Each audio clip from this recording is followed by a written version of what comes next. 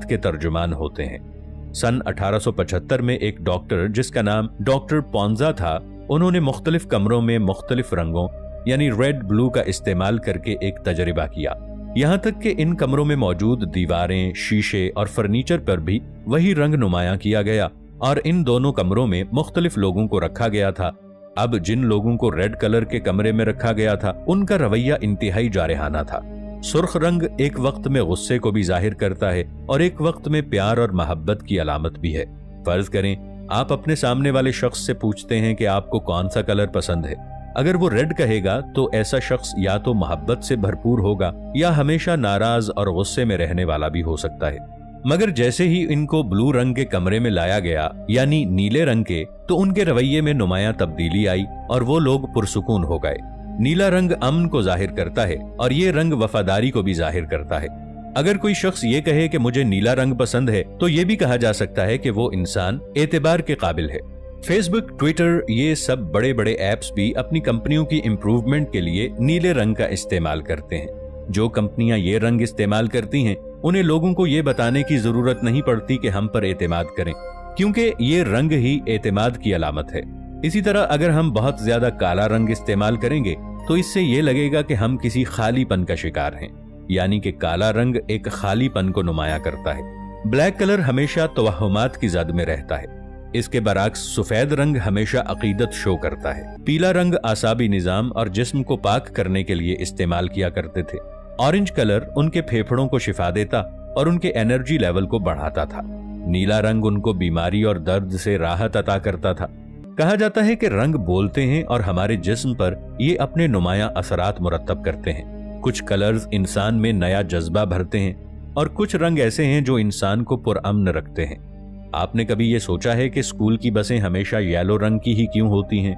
Hospital में मौजूद नर्सों और तमाम डॉक्टरों का यूनिफॉर्म सफेद ही क्यों होता है? ये किसी और कलर का भी तो हो सकता था। दोस्तों, ऐसा इसलिए होता है कि रंगों का ताल्लुक बराह रास्त इंसानी दिमाग के साथ होता है। रंग इंसान के जज्बात की तर्जुमानी करते हैं। इसको साइकोलॉजी ऑफ कलर्स भी कहा जाता है। बहुत बड़ी बड़ी कंपनियां भी मार्केटिंग के लिए रंगों को बहुत तरीके से इस्तेमाल करती हैं। बड़ी बड़ी कंपनियां अपने लोगो डिजाइनिंग के ऊपर बहुत ज्यादा ध्यान रखती हैं और काफी ज्यादा रुपया भी खर्च करती हैं, क्योंकि ये लोग जानते हैं कि रंग अपने कस्टमर्स के साथ बिना कुछ कहे बातचीत करते हैं। दोस्तों, एक वक्त में रंगों के मनफी असरात भी होते हैं और मुस्बत असरात भी होते हैं। कुछ रिसर्चर्स का यह कहना है कि अगर रंग सिर्फ हमारे दिमाग का एक वहम होते तो एक अंधे इंसान का दिमाग भी अलग अलग रंगों का तस्वुर अपने जहन में ला सकता था। इसका मतलब यह है कि हकीकत में रंगों का रिश्ता रोशनी के साथ है। कुछ रिसर्चर्स का यह कहना है कि हमारी जमीन पर ऐसे रेडिएशन जोन भी पाए जाते हैं जैसा कि नेमाटोड्स, जो कि माइक्रोस्कोपिक राउंड वर्म्स हैं, जो कि चेरनोबिल जोन में रहते हैं। मुमकिन है कि वो हाई रेडिएशन में भी रहना सीख चुके हों। उन्होंने एक ऐसा निजाम तरतीब दिया है जिससे उनका डीएनए हाई रेडिएशन को भी बर्दाश्त कर सकता है। साइंसदानों का मजीद ये कहना है कि आने वाले वक्तों में ऐसे जानदार भी पैदा हो सकते हैं जो नए रंगों को देख सकेंगे। दोस्तों, साइंसी नजरिए के मुताबिक टाइम ट्रैवल मुमकिन है, मगर जैसे आप सोच रहे हैं ऐसे बिल्कुल मुमकिन नहीं है। क्या वक्त कोई माना रखता है या ये सिर्फ हमारे दिमाग का एक वहम है? अगर हम इसका जवाब जानने की कोशिश करें तो इसके लिए हमें कायनात का मुताला करना पड़ेगा। वक्त एक ऐसी चीज है जिसे इंसान न देख सकता है, न छू सकता है और न ही महसूस कर सकता है, मगर वो मुसलसल एग्जिस्ट करता है। दोस्तों, टाइम ट्रैवल एक ऐसा सफर है जिसने हम इंसानों को सदियों से बहुत पुरजोश कर रखा है। टाइम ट्रैवल के जरिए वक्त से बहुत पीछे चले जाना और अपने माजी को देखना, या फिर टाइम ट्रैवल के जरिए वक्त से बहुत आगे चले जाना और अपने होने वाले कल को देखना। टाइम ट्रैवल के बारे में सुनना जितना दिलचस्प लगता है, ये उतना ही मुश्किल तरीन काम है। दोस्तों, टेक्नोलॉजी की दुनिया में बहुत तेजी से तरक्की हुई और इस फील्ड में काफी ज्यादा जिद्दत भी आई है, मगर टाइम ट्रैवल के मामले में हम अभी बहुत ज्यादा पीछे हैं। फिक्शनल राइटर सदियों से अपनी किताबों में इसका तज़किरा करते हुए आ रहे हैं। टाइम ट्रैवल एक बहुत पुराना तस्वुर है। सन 1895 में इसे पहली मर्तबा द टाइम मशीन में मेंशन किया गया। इस किताब के मुसन्निफ H.G. वेल्स इस किताब में एक ऐसी मशीन का तज़किरा करते हैं जो वक्त में पीछे की तरफ सफर कर सकती है और वक्त में आगे भी जा सकती है। गुज़श्ता 2 बरस में रिसर्चर्स और टेक्नोलॉजी ने काफी ज्यादा तरक्की की है, यहाँ तक कि हम रूम साइज कंप्यूटर से पॉकेट साइज कंप्यूटर तक आ गए हैं। साइंस में टाइम ट्रैवल का आइडिया सबसे पहले आइंस्टाइन की थ्योरी ऑफ रिलेटिविटी से मशहूर हुआ था। सन 1930 में एक आर्टिस्ट ने फ्यूचर को जहन में रखते हुए ये पेंटिंग बनाई थी। इस मुसव्विर का कहना था कि आज से तकरीबन 100 साल बाद ये दुनिया ऐसी नजर आएगी। हैरानकुन बात यह है कि ये पेंटिंग काफी हद तक दुरुस्त भी है, मगर टाइम में पिछले 100 साल से कोई तरक्की नहीं हुई। इसकी क्या वजह हो सकती है? क्या ये बहुत ज्यादा चैलेंज कर देने वाला काम है, या इंसान ने अभी इतनी तरक्की नहीं की कि वो इस काम को सरअंजाम दे सके? दोस्तों, वक्त कभी एक रफ्तार से नहीं चलता। वक्त की रफ्तार का इन्हिसार इस बात पर है कि ट्रैवल करने वाला इंसान कितनी रफ्तार से ट्रैवल कर रहा है। आइंस्टाइन के नजरिए के मुताबिक जैसे जैसे एक गिरते हुए जिस्म की रफ्तार इंतहाई तेज होती जाएगी, वैसे ही उसके लिए वक्त की रफ्तार कम होना शुरू हो जाती है। हमारे खला में कोई भी चीज रोशनी की रफ्तार से तेज सफर नहीं कर सकती। यही वजह है कि इस रफ्तार को यूनिवर्स की स्पीड लिमिट माना जाता है। रिसर्चर्स के मुताबिक अगर किसी चीज के पास थोड़ा सा मैस भी मौजूद है तो वो रफ्तार की रुकावट को कभी पार नहीं कर सकती। जैसे जैसे ये जिस्म लाइट की रफ्तार के पास पहुंचेगा, वैसे वैसे इसके लिए वक्त की रफ्तार कम होने लगती है। इस रफ्तार पर सफर करने के लिए इस जिस्म को काफी ज्यादा तवानाई की जरूरत दरकार होगी। फिर एक वक्त ऐसा आता है जब तवानाई की रिक्वायरमेंट लामहदूद हो जाती है। एनर्जी की इस जरूरत को पूरा करना नामुमकिन हो जाता है। इससे ये पता चलता है कि अगर हम बरकी रफ्तार से सफर करेंगे तो वक्त हमारे लिए कम होता जाएगा। इस तरह वक्त की स्पीड सिफर भी हो सकती है। अगर हमारी कायनात में कोई वाकया रूनुमा हो जाता है, इसमें जगह और वक्त भी जिम्मेदार होते हैं, यानी कि दोनों एक साथ अपना वजूद रखते हैं। बहुत बड़े बड़े साइंसदान जैसे न्यूटन वगैरह ने वक्त के तसव्वुर को कुछ इस तरह बयान किया है। एब्सोल्यूट और अरिथमेटिक टाइम किसी भी बैरूनी चीज से ताल्लुक के बगैर अपने आप से और अपनी फितरत से यकसा तौर पर बहता है। जितना हम तसव्वुर कर सकते हैं, जगह और वक्त की नौइयत इससे भी ज्यादा पेचीदा है। हम समझते हैं कायनात एक 3 डायमेंशन स्पेस है और वक्त हमेशा से आगे की तरफ ही रवां दवां है। बेशक जगह और वक्त का आपस में गहरा ताल्लुक है, मगर ये दोनों एक दूसरे से बिल्कुल मुख्तलिफ हैं।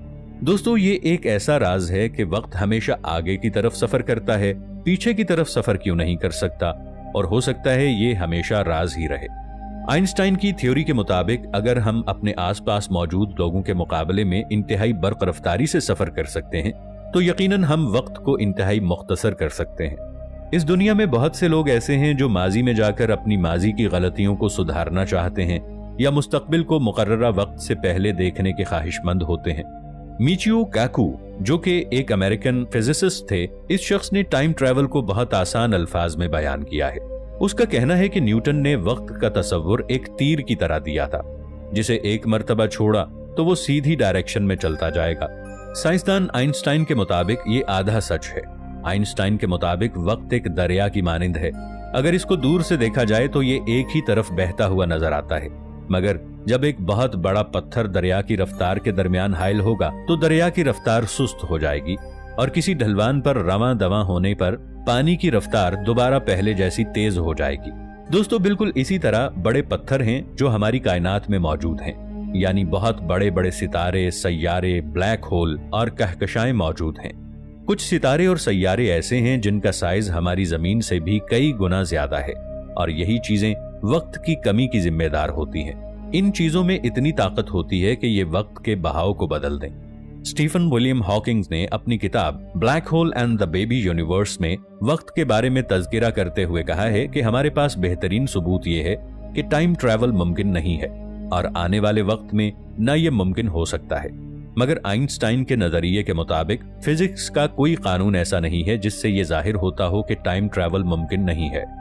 तो दोस्तों, क्या ये मुमकिन है कि मुस्तकबिल में हम कभी टाइम ट्रैवल कर सकेंगे? रोशनी खला के मुकाबले में हवा में 1.0003 गुना सुस्त रफ्तार से हरकत करती है और खला के मुकाबले में पानी के अंदर यह रफ्तार 1.33 गुना कम हो जाती है। शीशे में रोशनी की रफ्तार और ज्यादा कम हो जाती है।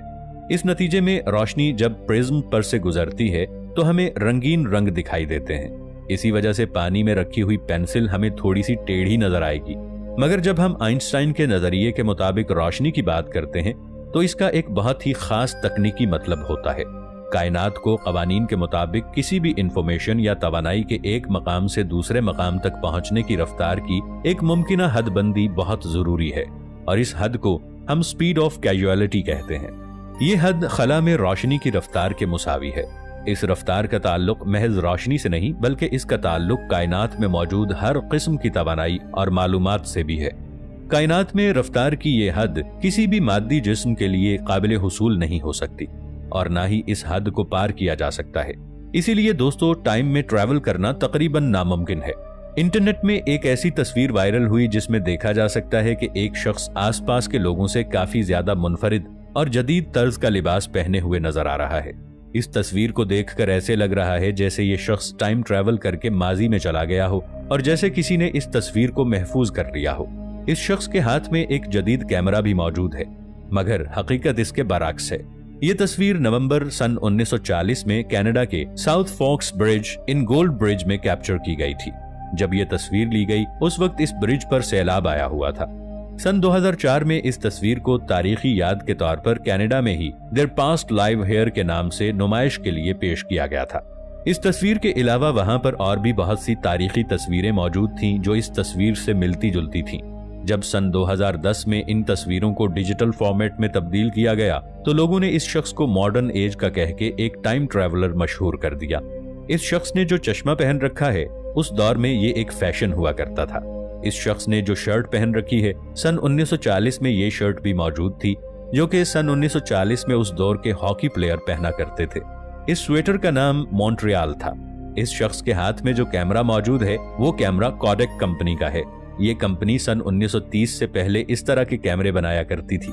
दोस्तों, इस शख्स ने जो ड्रेसिंग की हुई है, सन 1940 में ये सारी चीजें मौजूद थीं, इसलिए ये कोई टाइम ट्रैवलर नहीं है, बल्कि इस शख्स ने अपने आप को बहुत ज्यादा अपडेट रखा हुआ था।